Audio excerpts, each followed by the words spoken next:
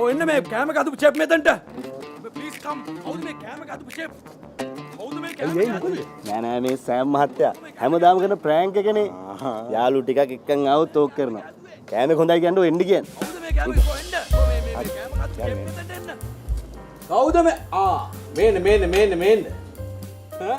තමුසෙද මේ කෑම කැදුවේ? මමනේ Sam sir. උඹට කෑම කැදුවේ.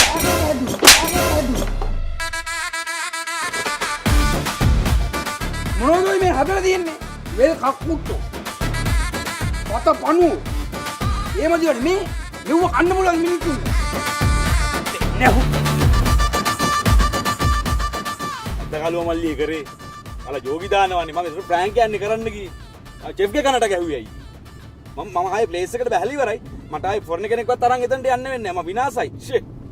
මං හිතුවේ අයියේ වෙල් කක්කුට්ටු ගෙනල්ලා බැදලා කියලානේ අයියේ. වෙල් කක්කුට්ටු මිනිස්සුන්ට කන්න පුළුවන්ද කියන්නේ? බල අප්ඩේට් නැහැ. බල සෝෂල් නැහැ. ඔන්න ඕක තමයි ප්‍රශ්නේ. බූරුවා. අයියේ එහෙම බයින් දෙපා ඉතින් කලුවට ඕවා ගැන දැනුම් තේරුන්නේ නැහනේ. ඌ දන්නේ නැහනේ ෆ්‍රෑන්ක්. අයියා දන්නවනේ කලුව ගමේ ඉන්න විදිය. නැන්ද මර වාහනේ හරහට දාපු එකට බැන්නේ. දැකදු දාපු විදිය. අනිවාර්යෙන් ඌ ගමේ කික්කෙන්ද.